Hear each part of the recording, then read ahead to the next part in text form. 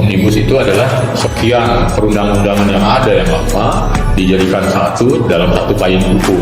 Orang mungkin niatannya untuk biar lebih mudah, lebih simpel.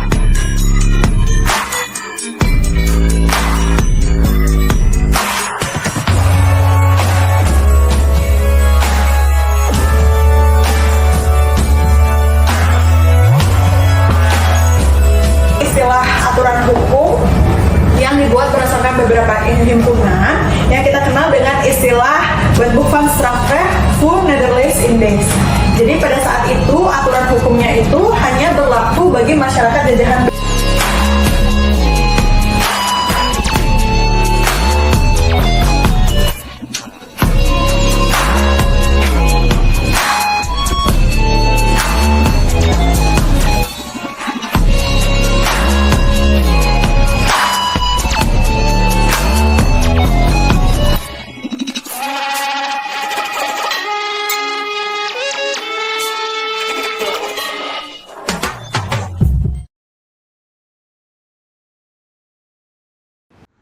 Halo teman-teman pendengar, selamat datang di CLC Podcast 2024. Perkenalkan sebelumnya, nama saya Rangga Anugrah Wisono selaku moderator yang akan memandu jalannya podcast kita pada hari ini. Oke teman-teman semuanya mungkin belum pada tahu ya apa sih CLC Podcast gitu ya, kan apa sih CLC FH Unut gitu. Jadi teman-teman semuanya, CLC itu sendiri merupakan singkatan dari Criminal Law Community yang berada di lingkungan Fakultas Hukum Universitas Udayana. Yang mana CLC ini sendiri didirikan pada tanggal 3 Maret 2021 yang bergerak di lingkungan hukum pidana. Baik, teman-teman semuanya, mungkin pada hari ini kita akan membahas mengenai topik yang menarik sekali ini Bu ya, terkait dengan hukum pidana ya. Oke, tentunya saya nggak akan sini sendiri, nggak akan menjelaskan karena saya nggak punya kompeten Ibu ya. Tetapi saya akan jadi moderator pembicara hebat kita pada hari ini. Beliau bernama Ibu I Gusti Agung Ayudhike Widyastuti SHMH sebagai seorang dosen pengajar Ibu ya di Fakultas Hukum Universitas Udayana. Oke, mungkin sebelum itu teman-teman kita akan langsung aja sambut pembicara kita, Ibu I Gusti Agung Ayudhike Widyastuti SHMH. Selamat siang Ibu. Selamat siang. Selamat siang. Bagaimana kabarnya Ibu hari ini? Baik-baik saja, mudah-mudahan Rangga. Ya, baik pastinya. Baik-baik saja juga Oke, ya. tentunya pasti hadir di acara CLC ini kan juga suatu kebahagiaan tersendiri seperti itu Bu ya. Iya, dan saya juga berterima kasih ya. Karena pada hari ini kan diundang oleh rekan-rekan teman-teman di CLC untuk sharing sih ya sebenarnya Sharing, betul, ya. Ibu. Sharing knowledge gitu mengenai apa yang akan kita bahas sebentar Kita bahas, gitu ya. betul Ibu. Mungkin juga teman-teman belum tahu ya kalau ini bukan pertama kali Bu kita ketemu Ibu ya. Sebelumnya di Proker CLC juga kita sempat ketemu nih di diskusi santai waktu itu. Betul. Jadi luar biasa sekali waktu itu kita membahas mengenai adanya pelecehan seksual di lingkungan Sivitas Akademika. Dan itu menarik sekali teman-teman. Dan hari ini kita juga akan membahas topik yang nggak kalah menarik, yaitu mengenai pendekatan restoratif justice dalam penyelesaian tindak pidana narkotika oleh anak. Udah tindak pidana anak, narkotika lagi ya kan? Betul. Luar biasa sekali. Mungkin Ibu sebagai pembukaan kira-kira apa sih restoratif justice itu Ibu? Mungkin boleh jelaskan teman-teman pendengar. Oke, jadi langsung aja ya. Iya, Jadi silakan, kalau Ibu. mengenai restoratif justice itu kan pada prinsipnya adalah merupakan suatu cara, suatu upaya gitu ya. Atau alternatif lah katakan, alternatif lain dalam proses peradilan yang boleh ditempuh dan boleh diambil gitu ya ketika itu berkaitan dengan anak. Ya, jadi restoratif justice itu memang fokusnya di awal kemunculannya itu yang start tahun 1960 itu memang berfokus pada mulanya adalah mengenai persoalan anak. Gitu. Jadi dijadikan sebagai alternatif agar anak itu tidak anak yang berhadapan dengan hukum itu tidak semuanya masuk penjara gitu. Jadi ini juga meminimalisir anak-anak itu di penjara gitu. Tujuannya awalnya seperti itu. Iya, jadi kemunculan awalnya itu memang untuk meminimalisir anak-anak itu masuk penjara karena kan secara prinsip memang namanya anak-anak ya. Jadi kalau saya membayangkan anak-anak itu mereka yang memang belum cakap Iya, gitu belum ya. cakap hukumnya. Jadi belum mampu berpikir gitu ya, lebih daripada kita yang sudah dewasa. Sehingga dia tuh juga kan anak-anak itu sangat labil, mudah sekali terpengaruh Ya, gitu ya. betul. Mungkin saja ketika melakukan kejahatan itu kan ada hal-hal lain di luar dirinya yang mendorong dia untuk melakukan kejahatan gitu ya.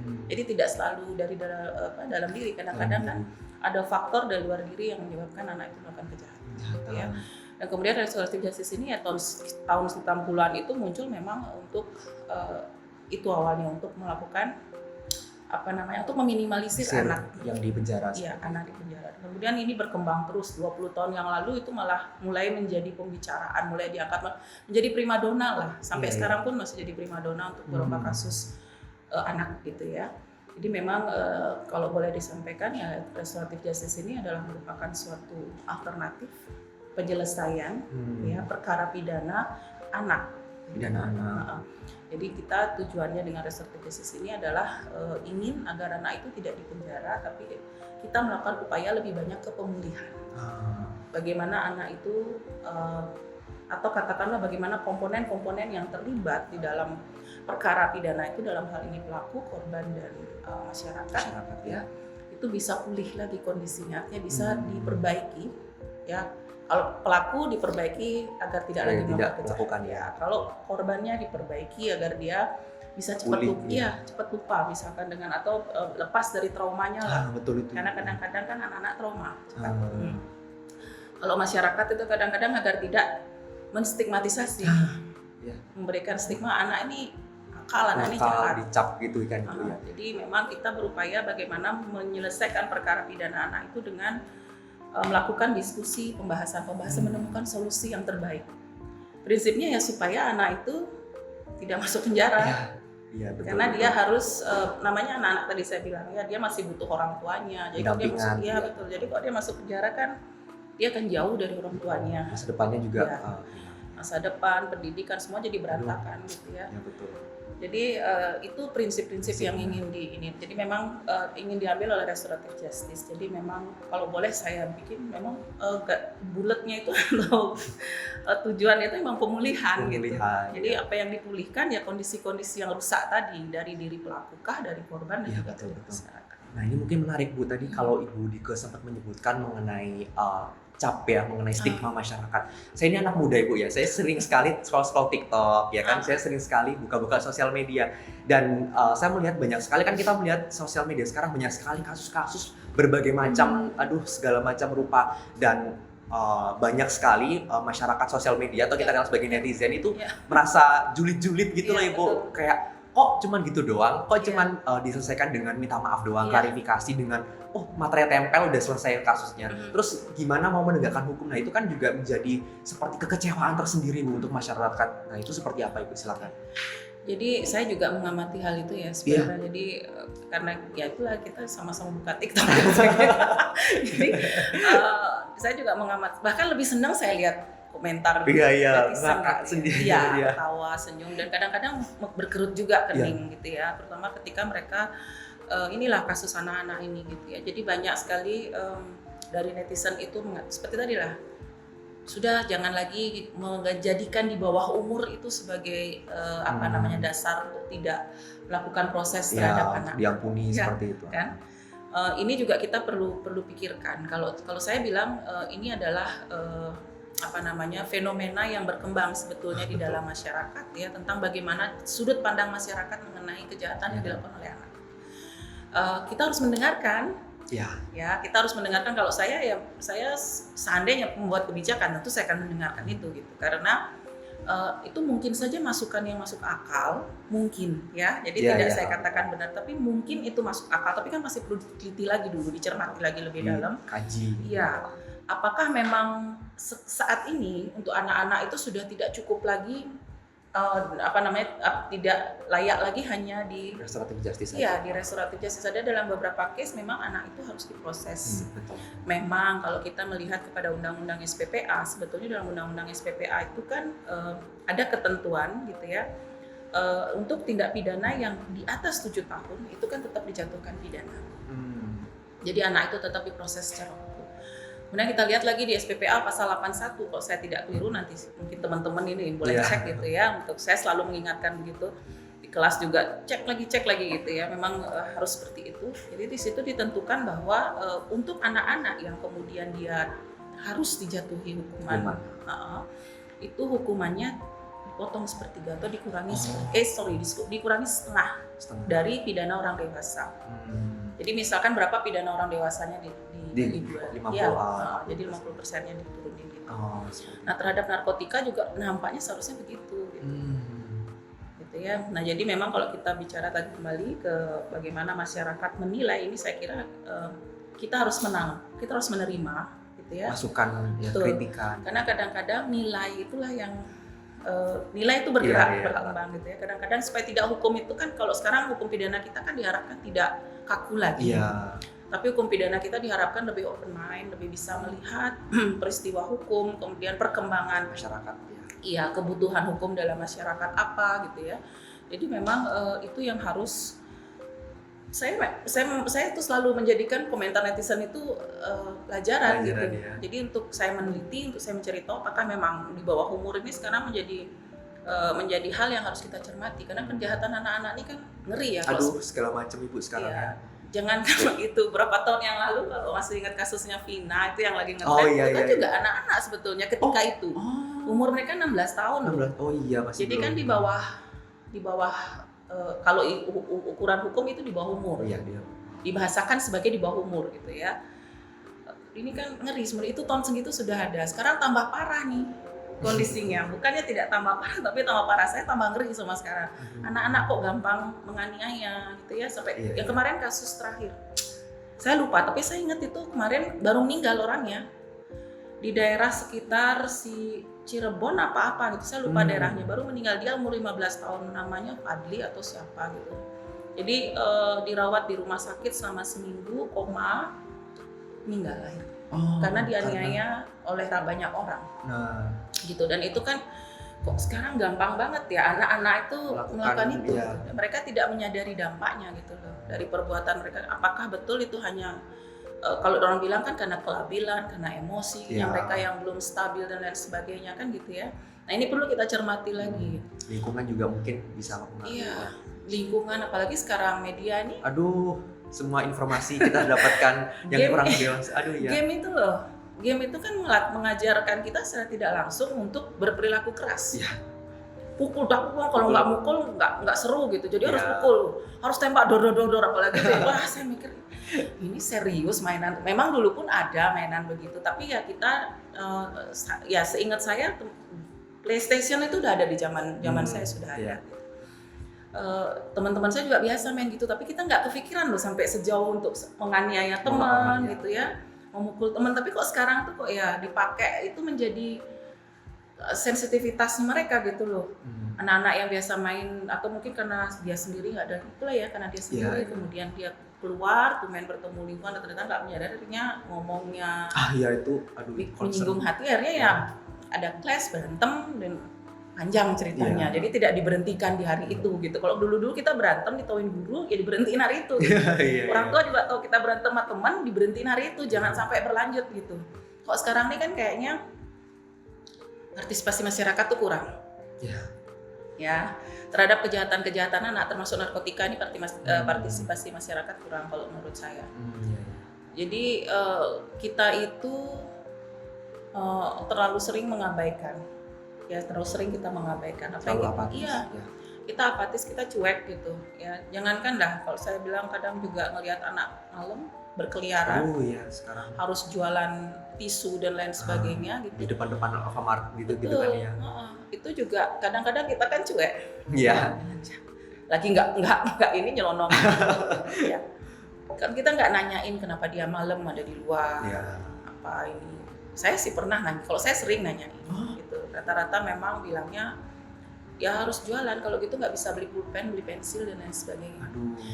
Saya nggak tahu mereka sekolah atau apa, tapi Sekolah. itulah yang dijadikan Iya. alasan gitu ya, bahwa mereka nggak bisa beli alat tulis, jadi mereka harus sekolah. Dan ya itu jadi, tapi seseorang mengingatkan saya untuk tidak terlalu memanjakan juga, Iya. karena itu akan jadi perilaku kalau terus-menerus dibiarkan, mereka akan menganggap mencari uang gampang hanya dengan itu saja. Minta-minta seperti itu. Apa menjual kesedihan seperti itu iya, ya. betul. Makanya ya kadang-kadang saya juga mengingat, itulah saya bilang paling tak tanyain doang ngapain dek malam-malam di Iya. luar. Tetapi selebihnya ya udah saya tinggal Tinggal lagi. gitu. Memang kalau kita berbicara mengenai anak itu nggak ada habisnya Bu ya, Nggak. segala macam. Karena memang Unik. unik. Anak-anak itu unik, dan mereka itu ya selama saya membesarkan anak sendiri lah bilang gitu ya, itu memang up and down-nya banyak. Aduh, gitu ya, banyak sebagai hubungan relasi orang tua, saya harus ngingetin lingkungan yang bagaimana. Iya. handphone yang Memantau, sebetulnya ya. sangat tidak bersahabat untuk mereka, tapi harus mereka bawa gitu, terutama di musim COVID kemarin Iya. ya. Mau nggak mau kalian pun mungkin ngerasain kan. Dan itu dampaknya kan terbawa sampai sekarang. Anak saya nggak pernah lihat buku. yang besaran lihat buku, yang kecilan mau lihat buku. Gitu, ya.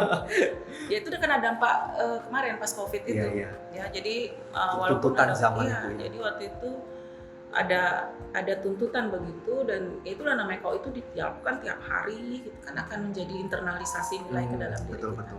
Kita terbiasa hal yang tadinya tidak biasa kita jadikan biasa. Biasa. Gitu.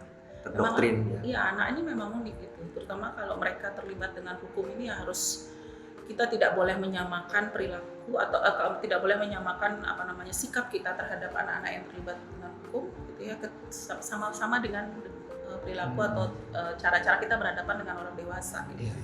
Harus dibedain, dan itulah sebabnya ada undang-undang SPPA gitu. Cuman ya memang antara undang-undang SPPA dan narkotika ini memang seperti nggak mau ketemu gini.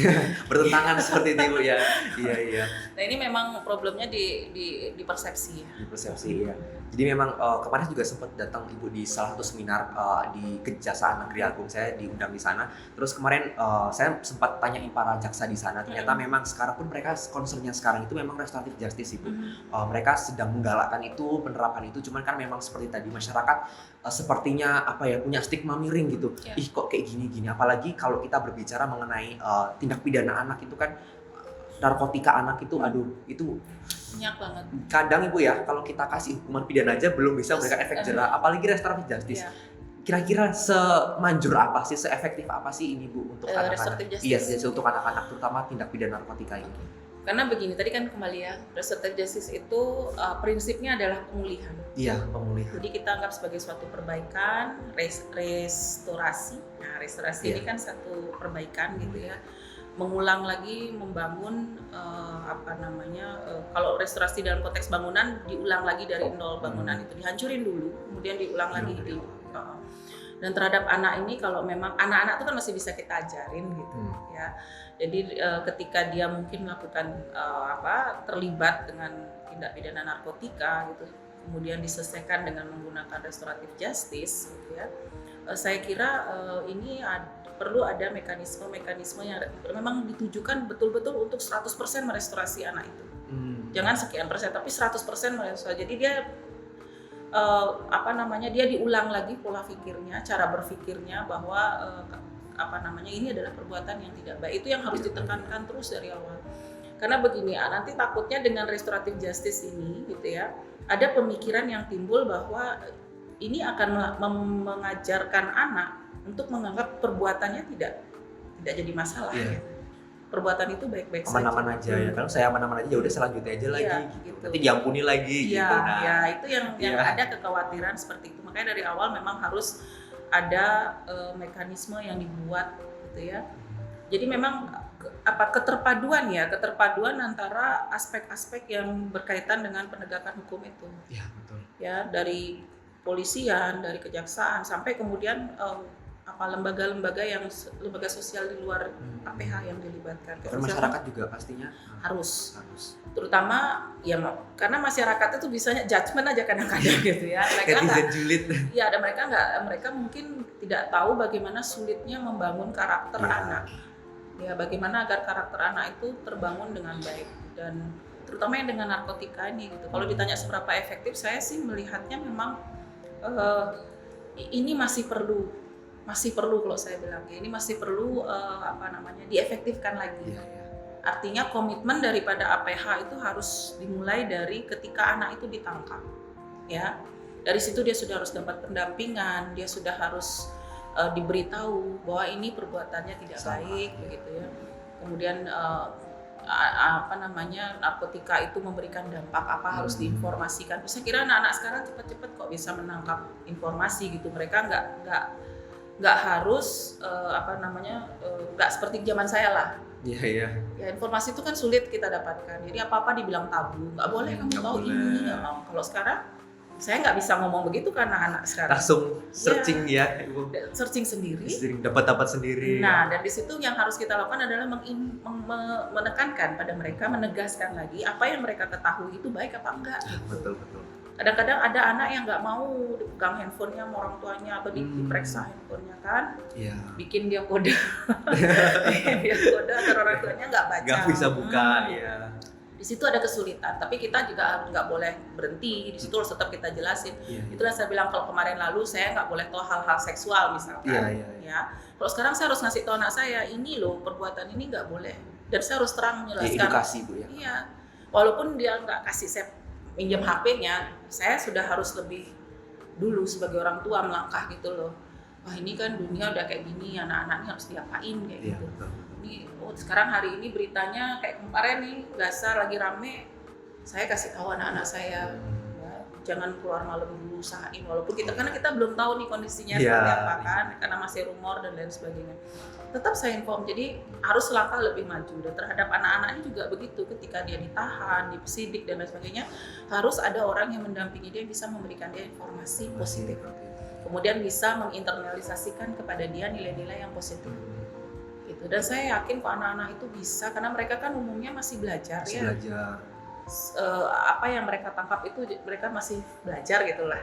Iya. Jadi nggak seperti kita, kalau kita udah dewasa kan lain ceritanya. Udah punya Tetap prinsip, belajar, ya. iya tetap belajar, tetapi ada prinsip. Anak-anak itu semua hal masih dia pelajari. Diterima apa-apa. Iya. Oh iya gitu Iya. ya. Bahkan kadang kan kata-kata temennya jauh lebih punya pengaruh daripada kata-kata Iya, orang tua. Betul itu. Itu jadi di situ memang, tapi kita nggak boleh nyerah seperti saya Iya. bilang tadi, harus ada tetap komunikasi. Dan untuk anak yang mengalami atau yang berhadapan dengan hukum terkait narkotika ini memang harus dilakukan pendampingan dari awal untuk menginternalisasi nilai-nilai positif. Jadi kalau dari awal dilakukan, ini kita sudah membuat satu step untuk restoratif justice itu sendiri, sampai nanti di akhir kan dilihat nanti tindak pidana apa yang dilakukan kan gitu. Kalau memang itu mengancam, ancamannya di atas 7 tahun, berarti kan anak ini akan kena pidana tapi dipotong ya. dikurangi setengah gitu ya. Ini juga hakim yang punya, kalau saya sih lebih ke hakim pada akhirnya memutuskan gitu ya. Apakah menurut dia pantas nggak, walaupun misalkan harus dipidana anak ini gitu ya. Apakah kan artinya gini, kalau dalam pembaruan hukum pidana sekarang itu ada banyak pertimbangan-pertimbangan yang harus diperhatikan hakim. Contoh salah satunya adalah kondisi psikologis seseorang ketika dia melakukan tindak pidana. Ini anak-anak kan bisa kita pakai, gitu. Jadi saya nggak pakai undang-undang KUHP karena kita akan bersiap ke KUHP yang baru, WVS. Kita akan bersiap ke KUHP. Jadi di situ sudah ada pertimbangan hakim. Hakim itu boleh mempertimbangkan walaupun di undang-undang SPPA misalkan tidak ada gitu ya. Karena kalau undang-undang SPPA itu kan menunggu daripada lembaga-lembaga yang BAPAS itu, Balai Pemasyarakatan, semua itu menunggu asesmen dari mereka. Baru kemudian anak itu diproses lebih lanjut. Nah kalau nanti di pengadilan mungkin hakim bisa selain asesmen dia bisa mempertimbangkan berdasarkan hati nuraninya. Gitu ya. Jadi saya sih berharapnya ke depannya, kalaupun sekarang dikatakan bahwa ada keegoisan dari undang-undang narkotika untuk tetap menjatuhkan pidana terhadap anak, gitu ya. Mudah-mudahan nanti ke depannya hakim-hakim yang sudah mulai menggunakan KUHP 2023 menyadari bahwa ada aturan umum di situ untuk mempertimbangkan. Ada beberapa pertimbangan-pertimbangan gitu untuk saya boleh boleh turunin lagi pidana atau sama sekali tidak menjatuhkan pidana. Sampai anaknya di treatment aja lah, direhab aja. Sekalipun dia ancamannya 7 tahun gitu, di atas 7 tahun. Tapi menurut hakimnya harus direhab aja, nggak usah dikasih yang 7 tahun gitu. Jadi ada suatu kebebasan nanti. Walau penyidik boleh aja ngumpulin semuanya, tapi ujung akhirnya itu ada di tangan hakim. Iya. Gitu. Iya, jadi memang kalau kita ngomong narkotika itu apalagi anak itu kan juga gimana Bu ya, jadi dilematis sendiri karena kalau anak ini di penjara, apakah di penjara nanti dia bisa mendapatkan rehabilitasi yang bagus sih Bu, atau justru di sana mereka ditelantarkan, mereka kumpul sama anak narkotika. Justru saya sering mendengar nih teman-teman di penjara itu banyak sekali loh bandar-bandar yang juga koneksi dengan polisi, jadi mereka masuk sabu. Nah, itu kan juga jadi kita sebagai masyarakat umum itu juga punya khawatir, apalagi anak-anak ini gimana. Mereka ini adalah penerus nantinya masa depan kita, kalau dibiarkan seperti ini kan juga membahayakan kita, itu bagaimana itu kalau dari Ibu sendiri? Kalau saya sih melihatnya itu kembali lagi ya, kita memang harus merestorasi, jangan memasukkan anak itu ke tahanan. Karena begini, saya sendiri dapat pelajaran gitu ketika belajar mata kuliah penologi atau penitensier gitu ya, Iya. bahwa penjara itu adalah sekolah kejahatan. Ya, jadi orang yang masuk ke dalam penjara, dia belum tentu akan menjadi baik, tapi justru akan menjadi bertambah jahat. Aduh, iya. Nah, ini yang kita khawatirkan, yang bertambah jahat. Kumpul-kumpulnya sama penjahat Penjahat. juga. Karena di dalam situ apalagi dengan kondisi penjara kita yang overcrowded, Iya tuh. penuh gitu ya, overcrowded itu. Iya, iya. Ya. Itu kan menyulitkan juga proses pembinaan terhadap narapidana yang dilakukan oleh negara gitu ya, oleh petugas lapasnya. Jadi kalau anak-anak itu jangan sampai masuk ke sana. Oleh karena itu kan di dalam undang-undang SPPA itu sudah ditentukan bahwa anak-anak yang berhadapan dengan hukum, termasuk dia yang melakukan diduga dulu melakukan tindak pidana narkotika, itu harus diletakkan di tempat yang tidak sama dengan orang dewasa. Dibedakan itu. Iya, ada namanya lembaga penempatan anak sementara. Kalaupun kemudian dia putus, harus ada LPKA namanya, lembaga untuk khusus anak. Khusus anak. Jadi di anak-anak itu memang harus dipisahkan karena itulah tadi mereka itu belajar dari keseharian, dari kebiasaan gitu. Mereka belajar dengan benar-benar memanfaatkan semua inderanya gitu loh. Betul. Matanya, kalau matanya dia melihat hal yang tidak baik itu akan langsung kerekam di kepala dia. Kalau nggak ada yang ingin kasih tahu itu nggak baik, dia akan menganggap itu it's okay gitu loh. Belum bisa milah-milah Ibu ya. Iya, Kan? Yang pokoknya yang enak aja, ya udah aku ambil aja gitu. Kayak gitu. Jadi kalau hal apalagi anak-anak sekarang kok berpikirnya kan kalau udah menguntungkan, ya asal saya untung saya nggak egois lah saya bilangnya. Kalau anak-anak sekarang kan karakternya egois gitu. Jadi kalau dia udah menguntungkan diri sendiri, dia nggak mau tahu yang lainnya gitu. Jadi disitulah memang dua lembaga ini harus pemerintah tuh harus siap sedia, LPAS dan LPKA ini. Karena kan kalau sampai anak-anak itu masuk LP, dia bergabung dengan orang-orang dewasa, ini risknya besar sekali. Aduh, iya. Pengaruhnya mungkin itu ya. Besar, dan dampaknya adalah saya khawatirnya dia tidak akan restorasi seperti harapan kita. Justru makin Gitu. Jadi lebih baik dipisahkan dan tindakan yang dilakukan ya memang represif dan preventifnya harus barengan. Jadi ketika dia dalam keadaan terpaksa sekali harus dipidana gitu misalkan ya, tidak ada jalan keluar, tidak ada alasan-alasan yang membebaskan dia, membenarkan dia gitu, terpaksa harus dipidana, maka preventif dan represifnya harus jalan bersamaan gitu. Upaya-upaya dua ini. Kalau biasanya kan preventif sendiri, ini sendiri. Nah, tapi kalau dalam konteks anak ini harus dua-duanya berjalan. Ketika dia terpaksa sekali harus ini pendapat saya, kalau terpaksa sekali dia harus dimasukkan ke penjara, upaya preventifnya harus lebih kencang. Di penjara itu harus lebih kencang memberikan upaya preventif, edukasi, latihan-latihan apa yang dia bisa survive nanti ke depannya gitu. Karena kan bisa jadi dia keluar dari penjara kalau dia sekarang dia melakukan tindak pidana umur 14 tahun, kena penjara di atas 7 tahun, dia kan berarti keluarnya bisa anggaplah 21 tahun, dia kan sudah jadi orang yang dewasa. Jadi di situ harus diberikan juga dia keterampilan yang membekali diri dia gitu. Tapi kalau kita berbicara tentang restoratif justice ini sendiri, untuk tindak pidana narkotika itu apakah sama Bu mekanismenya? Karena kalau kita mekanisme itu kan beda-beda untuk yang tindak pidana, apalagi dewasa dan anak itu juga saya rasa sepertinya beda gitu. Silakan. Iya, kalau untuk mekanisme penyelesaiannya memang kan seperti saya bilang selalu digunakan undang-undang narkotika. Iya. Penegak hukum itu di beberapa jurnal, artikel gitu ya, saya lihat mereka para peneliti-peneliti itu menemukan bahwa mereka berpikirnya begini, undang-undang narkotika itu kan tidak ada mengatur soal anak gitu. Jadi mereka menyamakan mekanisme penyelesaiannya anak dengan dewasa. Nah inilah makanya kemudian menimbulkan problem dengan undang-undang SPPA.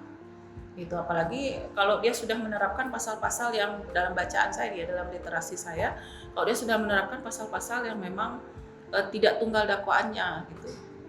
Dari yang harus dakwaan tunggal dulu, jadi berat banget pokoknya lah itu bagian itu. Misalnya pasal 127 itu tuh ya, itu menyulitkan hakim untuk memberikan alternatif lain. Anak itu harus dipidana gitu jadinya. Jadi dari awal menurut saya memang harus ada perubahan konsep pikir dari aparat penegak hukum ketika dia melihat pelakunya adalah anak, walaupun itu tindak pidana narkotika, ya. Dia harus merubah cara pikirnya, tidak memandang anak itu hanya karena melakukan tindak pidana sama persis dengan orang dewasa. Kan anak itu bisa jadi dia diperdaya ya ketika atau beberapa kasus juga yang saya temukan ya, ada bayi itu diberi air mineral, ternyata mineral itu ada cairan ya, ada narkotikanya di dalam. Saya lupa apa ininya. Jadi anak bayi itu jadi hiperaktif, jadi ini orang tuanya kan bingung, nggak tidur dan lain sebagainya. Setelah diperiksa didalami polisi, ternyata ada seorang perempuan yang memang masukin narkotika ke dalam air mineral. Untuk apa itu Bu ya? Nah dari kecil sudah dicekoki agar terus menerus anak itu nanti minta kecanduan, gitu ya. Dan ini salah satu hal yang kita harus pahami bahwa anak itu bisa jadi memang dia tidak murni melakukan tindak pidana narkotika, tapi bisa jadi karena dia satu ada faktor lingkungan di luar itu yang misalkan kayak tadi ada case seperti itu. Kemudian ada lagi satu case orang tuanya ngasih narkotika anaknya sama. Setelah itu diperkosa. Jadi kebayang ya, memang sebetulnya anak-anak menggunakan narkotika itu bisa jadi bukan karena dirinya. Tapi memang banyak faktor Ibu ya. Tidak selalu ya. Kalau orang dewasa kadang-kadang melakukan kejahatan kan karena faktor ekonomi katanya. Kalau anak-anak belum tentu dari ekonomi dari mana, dia kan masih ditanggung orang tuanya gitu ya. Kalaupun dia terpaksa seperti cerita saya anak-anak jual tisu dan lain sebagainya, itu kan juga kita tidak bisa menyalahkan 100% gitu ya, bahwa ini ada kelalaian daripada orang tua. Nggak bisa mendidik anak. Iya, artinya tidak melindungi, tidak menjaga gitu ya. Kemudian ada kelalaian sendiri dari pemerintah sehingga anak-anak itu berkeliaran menjual barang-barang yang kita nggak tahu. Misalnya diselipin titip ya Dek, nanti ada om ini yang nyari kalau dikasih uang gitu. Padahal dia kan nggak tahu barang apa itu, terus tiba-tiba si omnya itu datang, polisi datang, anak ini sudah dianggap sebagai kurir, pengedar atau apa gitu. Kan ini yang harus dicermati oleh APH menurut saya gitu, karena oke lah anak-anak itu mungkin dia terlibat, tapi kita harus melihat keterlibatannya di mana. Ketika dia menjadi pecandu, kemudian pemakai gitu ya, baru mulai make gitu, atau kalau pengedar mungkin perlu dipertimbangkan, ini kan berarti dia sudah masuk jaringan kurang lebih gitu ya. Lebih berat Ibu ya kalau pengedar. Dan ini yang tiga ini yang harus kita dua ini yang jadi pecandu dan apa sih istilahnya ya, candu satu, pokoknya ada tiga pengguna itu yang harus kita pikirkan untuk direhabilitasi. Yang pengedar pun harus direhabilitasi, cuman mungkin agak dibedakan. Jadi hakim itu APH itu harus memastikan betul anak ini apa sih posisinya gitu. Jangan semua dipukul rata. Ini anak ini narkotika. Ini narkotika sudah jatuhin yang ini berat-berat. Kemudian karena dia jadi kurir dijatuhin yang versi pidana pasal yang berkaitan dengan kurir, mengirimkan dan sebagainya. Oke, tetap terapkan itu, tapi kita harus kembali lagi memperhatikan ini anak loh. Anak itu dilindungi dengan satu undang-undang perlindungan anak, kemudian yang kedua dengan SPPA itu sendiri. Jadi SPPA itu kan adalah mekanisme penyelesaian atau mekanisme beracara bagi anak.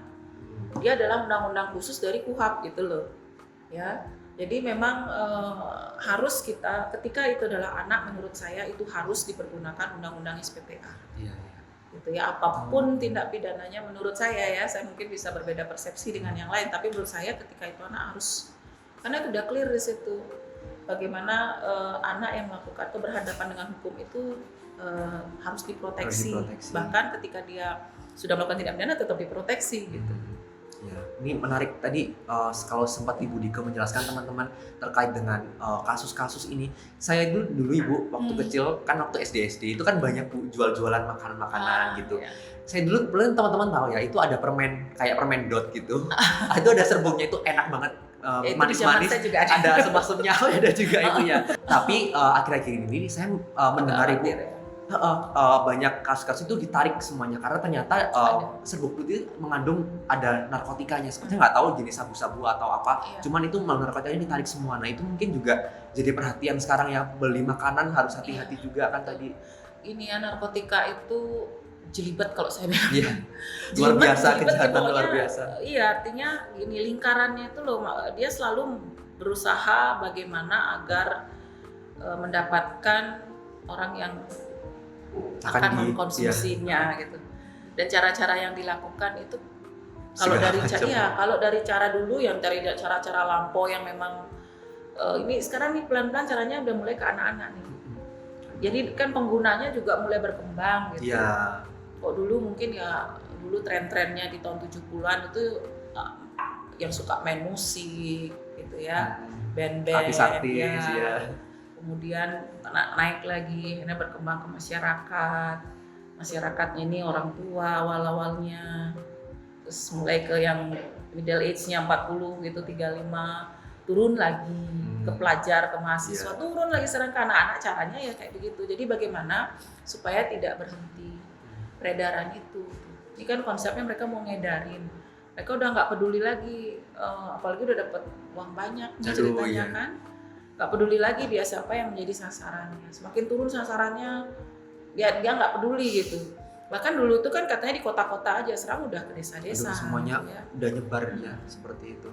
Emang mengerikan kok kalau narkotika. Saya kadang-kadang ya itu, saya vape pun kadang-kadang agak khawatir. Vape ya, sorry. Vape yang rokok elektrik itu Bu ya. Itu saya kadang-kadang agak khawatir, bukan apa-apa.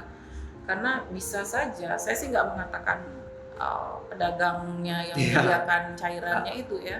Tapi kita kan nggak tahu, namanya orang lagi terdesak, lagi perlu, lagi butuh ya. Udah disemprotin berapa tetes. Berarti balik lagi pelanggannya, kok enak ya di sini beda sama toko lain. Datang lagi. Jadi itu juga harus hati-hati menurut saya. Gitu. Cermat-cermat lah, kalau pakai vape ya pilihlah tempat yang sudah kita percaya gitu ya. Karena kan saya juga nggak bisa, anak-anak Serang ya pakai vape semua kok gitu ya. Hampir semua ya. Hampir semua gitu. Kadang saya sampai kena mulai. Tapi wanginya lebih enak Ibu dari rokok biasa. Iya, kalau rokok biasa tekan ke dada rasanya udah nyesek gitu ya. Kalau tapi namanya orang umuran saya dikasih wangi aduh. Apa ini? Gitu ya. Tapi ya artinya harus berhati-hati. Apapun kita harus hati-hati karena narkotika itu dia akan melakukan segala cara. Pengedarnya terutama orang yang di atas, paling atas, tukang berpikir yang saya tuh berapa kali di nonton Netflix itu tentang narkotika. Oh iya, film-film ini. Iya, yang tapi bukan di sini, tapi Meksiko. Iya. Meksiko, Oh iya, ya. itu film apa ya, saya lupa. Banyak Ya, itu berseri itu. berseri. Jadi ada seri ininya berlanjut gitu. Nah, nonton dari situ juga pembelajaran buat kita gitu ya, bagaimana pola pikirnya pengedar itu. Ya. Bagaimana mereka menghindari hukum. Ya, bagaimana juga kemudian mereka melakukan perekrutan terhadap generasi-generasi muda ya untuk bisa menambah jaringan gitu. Dan itu ngeri sekali kalau dicermati gitu ya, dikirimnya kayak bers gitu. Jadi semua ini, apalagi kita Indonesia kan di Golden Triangle-nya ini ya, dari dulu sih posisi kita di Golden Triangle, jadi segitiga emas itu ya. Jadi kita selalu dilewatin gitu oleh peredaran narkotika. Kadang-kadang transit dulu di kita baru apalagi Bali ini kan, tempatnya bule-bule. Kemarin lah itu yang kemarin ada kampung Rusia ya. New Moscow. Saya juga kaget itu, gila. Apa maksudnya ini? Kok ada yang bilang kampung Rusia di map lagi gitu kan? Iya, di map ada. Nah, ini dan ternyata di situ ditelusuri kan produksi narkotika. Itu tuh bahayanya seperti itu. Jadi kita bahkan kadang-kadang dalam perdagangan orang itu juga ditempeli. Ada satu kasus yang kalau masih ingat saya lupa, orangnya orang Filipina. Dia mau kerja sebetulnya ke Malaysia tapi transit dulu di Indonesia. Ketika dia transit di Indonesia ini kan diperiksa di bandara. Kemudian ternyata di situ ditemukan dia bawa narkotika. Akhirnya kan dia diproses menurut hukum kita karena dia sedang di wilayah kita. Kemudian artinya melakukan kerjasama dengan Filipina. Saya rasa sih belum ini karena karena gini. Jadi ada perdagangan orang ini, berarti kan ini dipergunakan sebagai salah satu sarana juga untuk melakukan peredaran narkotika itu. Itu ada case dulu. Saya lupa Maria siapa gitu namanya. Orang Filipina itu. Iya, orang Filipina. Jadi dia mau kerja ke Malaysia, transit ke Indonesia, ternyata ada narkotika gitu di tasnya dia. Gitu. Nah, ini juga sekarang kita melihat, saya melihat di berita, kalau teman-teman kita melihat di banyak sekali berita itu, cara mereka menyelundupkan itu berbagai macam, bener. dari jok mobil, dari dalam boneka, bahkan yang kemarin sempat Ibu Budian di kelas saya cerita itu sampai ada yang dimakan Ibu, nanti dikeluarkan, itu sampai aduh kok segitunya Ibu yang untuk narkotika ini sampai harus seperti itu. Itulah makanya ini memang kejahatannya luar biasa. Dia memang ingin merusak generasi. merusak generasi yang muda. penting uang. Yang penting bagi mereka adalah uang itu tetap masuk gitu ya. Mereka nggak peduli apakah kemudian nanti generasinya rusak atau gimana. Dan kemudian itu kan kayak kemarin di tempat saya juga, di depan rumah saya, di gang saya itu berapa kali polisi lulas karena mereka sepertinya terinformasi ada yang lempar narkotika. Jadi sekarang sistem tempel tembok itu loh. Jadi dibilang sistem tempel, jadi dia nempel bekas narkotika gitu. Jadi nanti ada orang yang ngambil. Jadi pengedarnya naruh atau kurirnya naruh, nanti ada orang yang ngambil. Berarti itu memang ngeri. Itulah makanya saya bilang berbagai macam cara, dan kita yang harus aware gitu ya. Makanya kalau masyarakat masih tetap tidak peduli, masih tetap hanya memikirkan juga bukan anak saya kayak gitu ya, atau juga bukan keluarga saya gitu, nggak perlu saya apa-apain gitu kan. Itu yang kayaknya menurut saya harus dirubah dengan kondisi-kondisi belakangan ini gitu ya. Anak-anak makin liar, anak-anak makin ini juga bukan cuma tanggung jawab orang tua, tapi tanggung jawab lingkungan masyarakat. Makanya sebenarnya kalau dalam narkotika partisipasi masyarakat itu penting. Kalau masyarakat nggak melaporkan, malah masyarakat bisa dipidana. Ya, orang tua yang nggak melaporkan anaknya terlibat narkotika, misalkan menjadi pengguna narkotika, orang tuanya bisa diproses hukum. Itu lebih baik kalau kita melihat sudah saudara kita kondisinya kayak orang ketagihan, kecanduan dan sebagainya, ya langsung aja bawa dia daripada dia tangkap polisi dijadiin alat nanti ke depannya gitu ya, mending kita bawa dia, kita mohonkan dia rehabilitasi. Nanti biarlah terserah mau ditelusuri bagaimana, kita ikhlaskan saja kan, artinya akan ada proses-proses, pasti akan ditelusuri dapat di mana narkotika. Yang terpenting adalah kita laporkan, ini menunjukkan kepedulian kita pada generasi muda, dan juga kemudian nanti anak itu akan terrehabilitasi, karena yang dibutuhkan oleh orang-orang yang terlibat bukan pengedar yang hanya jualan ya, tapi mereka yang betul-betul akhirnya makan, menikmati, menggunakan itu. Produksi juga mungkin. Iya, itu harus direhabilitasi. Jadi dengan penjara pun seperti tadi dikemukakan nggak mungkin akan menghilangkan canduan itu. Iya, kalau dia sudah setahun di penjara, kemudian anggaplah katakan keluar itu dia pakai lagi narkotika. Kan banyak artis kita berapa tahun di penjara keluar lagi tetap. Mereka nggak dapat proses rehabilitasi, dan ini yang harus menurut saya diutamakan oleh negara. Karena kadang-kadang pengajuan rehabilitasi itu lumayan ribet ya. Sulit katanya. Jadi sulit katanya mengajukan rehabilitasi, sehingga penyelesaiannya lebih banyak dengan itulah akhirnya penegakan hukum yang penjara dan sebagainya. Ini yang negara kita harus pikirkan kalau menurut saya ya. Jangan mempersulit gitu ketika ini memang berkaitan dengan kita melakukan treatment, perbaikan. Ini penting sekali apalagi. Iya. Ini kan kalau tahun 2045 katakanlah ada 100% generasi muda semuanya kena narkotika di 2045, gimana negara ini kebayang? Ya kan sulit kan membayangkan bahwa kita semua terlibat narkotika, kita semuanya menjadi pecandu gitulah katakan ya, seperti pecandu rokok gitu kan. Kan ngeri itu. Apalagi narkotika, karena narkotika kan larinya ke sini ya. Kerusakan saraf, kemudian kalau udah sarafnya rusak ya fisik kita kan terganggu semua, tangan, kaki itu nggak bisa beraktif, nggak bisa berguna sebagaimana atau berfungsi sebagaimana efeknya sangat-sangat ini sekali. Bahkan kalau Ibu tahu di mana ya, Philadelphia Amerika, itu saya sempat melihat itu kayak kota zombie, orang-orangnya berkeliaran sampai kayak orang liar gitu, kayak nggak ngerti ngomong apa gitu di jalan-jalan itu, saking mungkin saya lihatnya pemerintah mungkin terlalu membebaskan seperti itu Ibu, yang mungkin ya. Bisa juga sudah nggak punya daya upaya lagi. Saking masyarakatnya terlalu bebas, apalagi negara-negara liberal, negara-negara yang ya semau gue. Makanya gitu, kan negara kita jangan sampai begitu. Arti Ibu begini, karena kalau negara kita tetap menganggap ini bukan hal yang penting, tapi saya yakin sudah dianggap sebagai hal yang penting karena kita kalah bergerak sama peredarannya itu ya, sama perdagangan dan peredarannya. jangan sampai nanti gara-gara kita kalah bergerak, artinya selalu selangkah lebih maju seperti Yamaha itu si narkotika gitu ya, selalu paling depan gitu ya. Tetap kita harus melakukan tindakan-tindakan yang preventif itu, edukasi itu tetap gitu ya. Saya kadang-kadang mau bikin sosialisasi tentang tindak pidana narkotika ke remajanya nggak datang nih. Ya, jadi kan wah ini gimana saya menyasar anak muda, tujuannya saya mengedukasi tapi mereka nggak datang gitu ya. Sama juga dengan kalau kita mengedukasi ini ya di luar narkotika, kekerasan seksual saya undang 100 yang datang 50 sampai 20 orang, ya gimana cara saya di jalan efektif ya. Gitu ya. Nah, kita ngundangnya nih supaya datang 100 orang gitu. Setiap fakultas kita undang.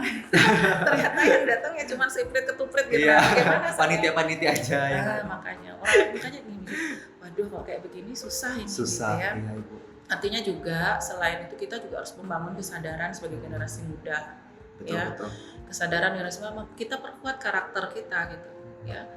Sekarang ini kan karakter itu kita bangun sendiri. Kalian nggak dapat pelajaran pendidikan karakter kayak zaman saya gitu ya. Zaman orang tuanya saudara-saudara pasti dapat pendidikan karakter, tapi di zaman ini tidak ada itu pendidikan karakter dan kita harus belajar sendiri membangun karakter kita gitu ya. Dan ini yang memang sekali lagi perlu dukungan dari orang terdekat, iya, kemudian lingkungan. Dan kita juga harus kalau saya sih prinsipnya sekarang harus banyak-banyak ngomong, biarpun saya harus mendengarkan apa sih gitu ya, tapi ya saya harus lebih banyak ngomong gitu, walaupun itu melelahkan.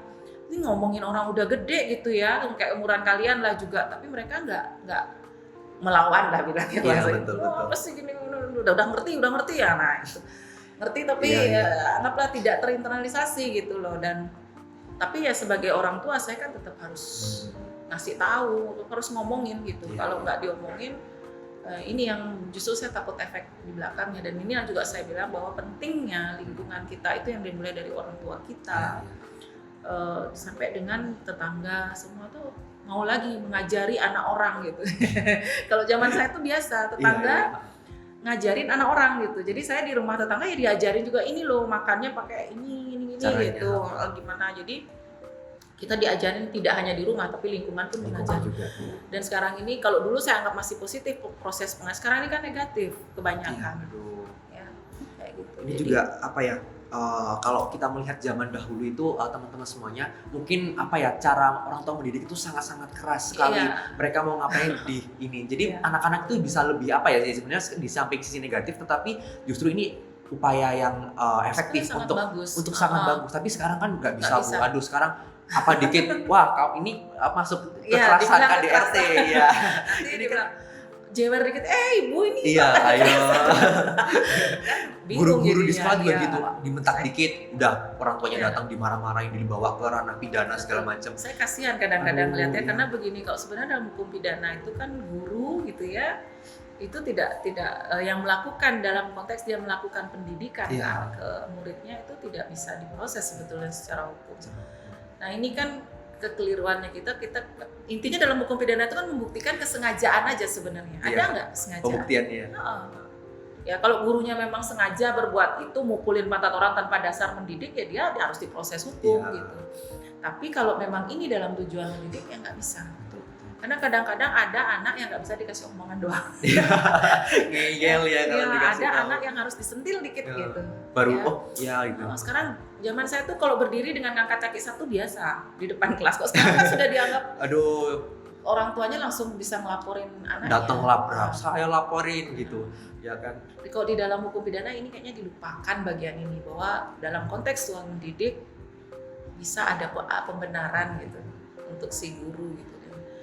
Ya kita semua pasti akan mengedukasi diri kita masing-masing. Guru pasti juga akan belajar untuk bagaimana memperlakukan anak dengan baik, anak bisa lebih merangkul. Ya, saya sendiri sebagai dosen kan sudah banyak berubah mekanisme pengajaran gitu ya, dari strict gitu ya. Sekarang anak-anak harus diajak ngobrol, banyak diskusi seperti ini gitu. Kalau dulu kan belajar sendiri, cari buku gitu misalkan ya. Dosanya seperti untouchables gitu. Kalau sekarang itu kan harus bisa berbaur dengan harus mahasiswa. menyesuaikan lah karena kan Iya. anak-anak itu sekarang kayak apa ya, Justru kalau udah beda zaman, udah nggak iya, relevan kadang-kadang lagi. mikirnya gitu. Jadi dosen sekarang itu kan harus ngikutin kalian berpikirnya. Kalian tahu AI, kami juga harus tahu AI yang kayak gitu modelnya. Jadi itu perjalanan itu artinya begini. Sekarang ini berbeda cara kita menghadapi. Mendidik. Ya, cara kita menghadapi berbeda. Jadi anak-anak sekarang itu ya harus dikasih lebih banyak omongan walaupun lelah gitu ya. Yang penting adalah kita karena bahasanya mencuci otak mereka, pokoknya menginternalisasi nilai-nilai positif itu harus dilakukan lebih sering. Jangan patah semangat di bagian itu, kadang-kadang kan patah semangat. Ya apalagi kan sekarang memang apa ya, tempat peredaran narkotika itu memang banyak sekali. Bahkan konsul saya Ibu untuk sekarang itu kayaknya tolong, ini rokok itu juga mengandung narkotika. Puji Tuhan Tungkara Bu, saya bukan nggak ngerokok ya, untuk Oke. jangan sampai gitu. Bagus Cuman ya. saya ngelihatnya kayak aduh, orang sekarang kok rokok aja itu kan udah mengandung narkotika Iya. secara jelas-jelas dalam kandungannya Iya. mengandung Iya, nikotin betul. dan tar. Tapi masih boleh orang tua ngerokok di sampingnya. Anaknya ngelihat, oh ini ngerokok, ya udah aku kenapa nggak boleh?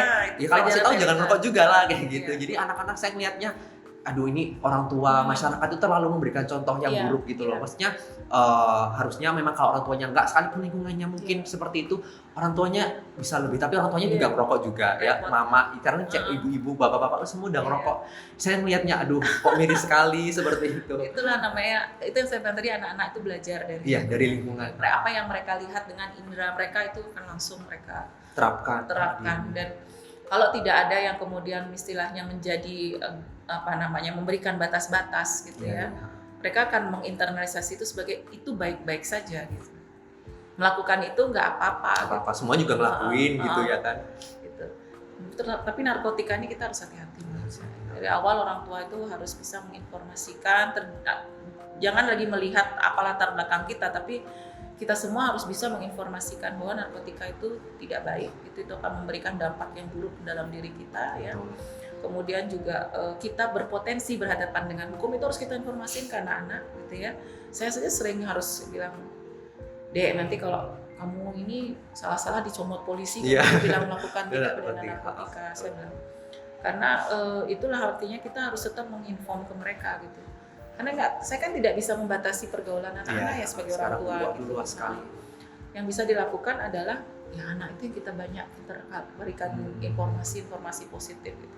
Karena mereka masih belajar sampai usia 17 tahun, 18 tahun mereka masih belajar untuk membangun karakter, ya di saat itu yang harus banyak kita Jor-joran gitu iya, ya. selelah apapun kita harus tetap informatif tentang karakter itu ke anak. Apalagi narkotika yang sekarang, aduh. Iya. Saya ya narkotika ini menjadi PR kita bersama. PR bersama. Ya. Bukan cuma orang tua tapi seluruh aspek Termasuk Ibu ya. kita juga gitu. Kayak saya ketika tadi seperti pertanyaan netizen bilang nggak usah lagi di bawah umur jadi Iya.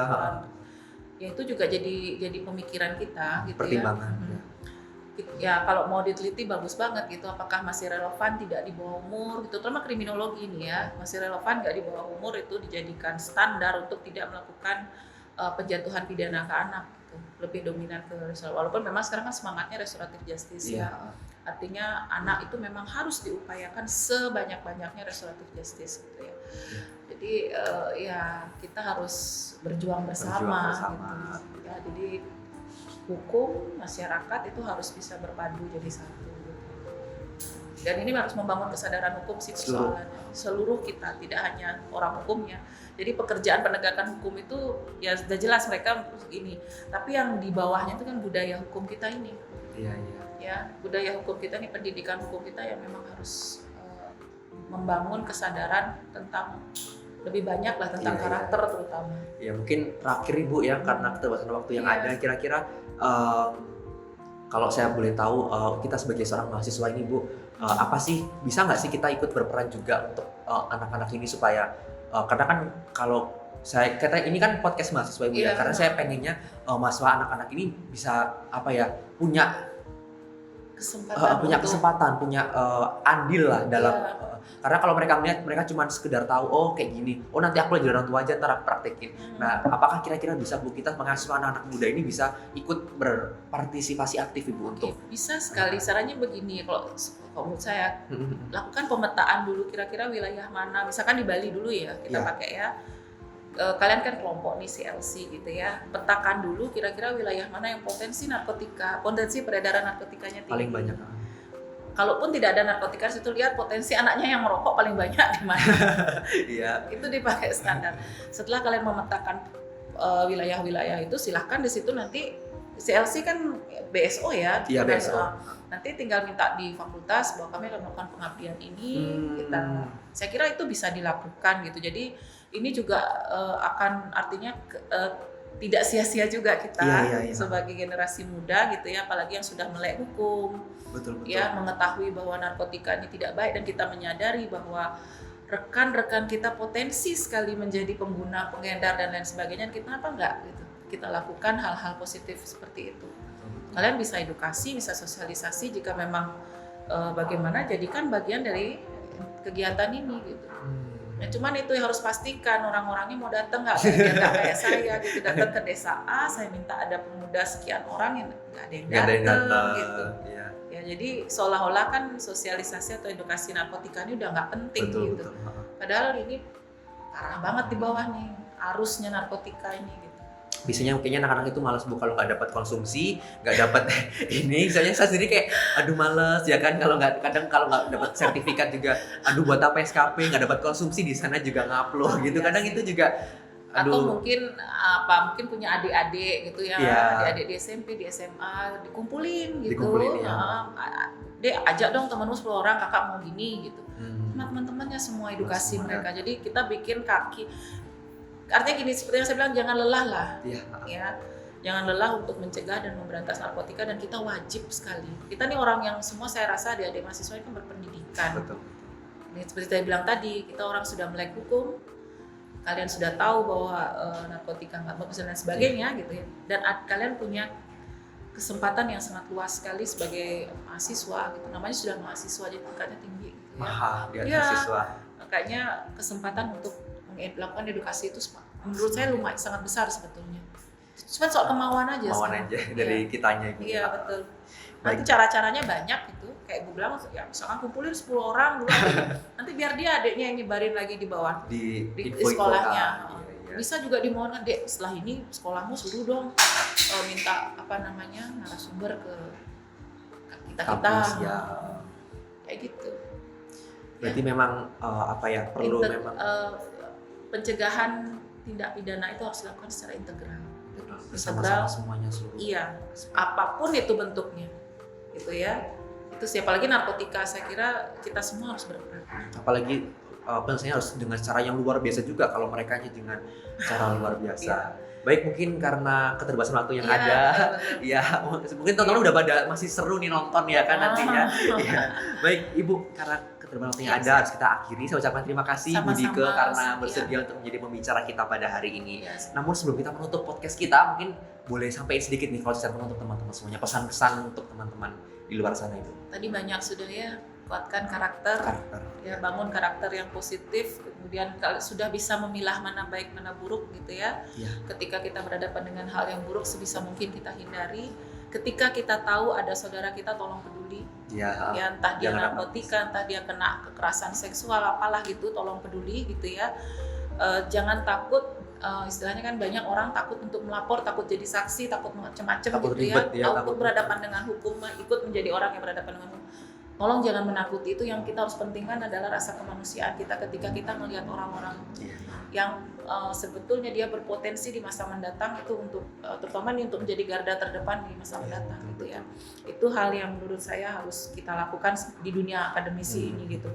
Jadi sebanyak mungkin kita melakukan penguatan karakter, membangun karakter yang positif, kemudian memastikan bahwa lingkungan kita aman semua. Jadi kalau ada 1-2 orang teman kita yang mungkin mengalami hal-hal yang kurang menyenangkan, dia terlibat narkotika, kita harus bantu.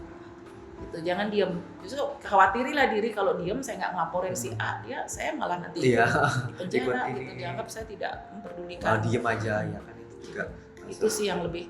Ibu sih lebih menekankan kalau narkotika kuatkan karakter. Terkarakter. Iya. Jadi memang seperti itu. Baik Ibu, terima kasih untuk statementnya. Saya juga ingin menyampaikan kesimpulan berdasarkan dari topik yang kita bahas pada hari ini bahwa memang restoratif justice itu pada awalnya memang fokus kepada persoalan anak Ibu ya, Iya. dari awalnya seperti itu, dan untuk memulihkan anak-anak ini supaya nanti tidak melakukan kejahatan yang sama seperti itu, dan perlu Memberikan adanya tanggung jawab gitu ya, perlu Jadi dia betul-betul dibuat menyadari betul untuk terkait tindak hal itu. pidana itu bukan hal yang baik. Ya, dan perlu pastinya partisipasi seluruh aspek masyarakat, bukan hanya orang tua, bukan hanya penegak hukum, tapi kita semua mahasiswa ya, dengan melakukan pengabdian di masyarakat, kita sosialisasi ke seluruh masyarakat supaya adanya awareness dari seluruh aspek ini, supaya anak-anak nanti bisa diberdayakan, dan dengan adanya restoratif justice ini kita bisa melihat adanya pemulihan, yang upaya-upaya pemulihan yang dilakukan oleh anak-anak, oleh penegak hukum untuk Iya, anak-anak. artinya semua pihak ya. Semua pihak. Baik, mungkin itu yang dapat saya sampaikan. Saya mohon maaf Bu apabila terdapat kesalahan yang kurang berkenan di hati mungkin. Sama-sama, Baik, ya. Baik teman-teman semuanya, itulah podcast kita pada hari ini. Akhir kata, tiada gading yang terletak, tiada salah yang termaafkan. Terima kasih dan tetap menjaga kesehatan. Jangan lupa untuk terus follow, ikuti sosial media dari CLC, Instagram @clc.unut, dan juga YouTube kami di CLC FH Unut untuk informasi-informasi seputar hukum lainnya. Terima kasih, sampai jumpa di lain kesempatan.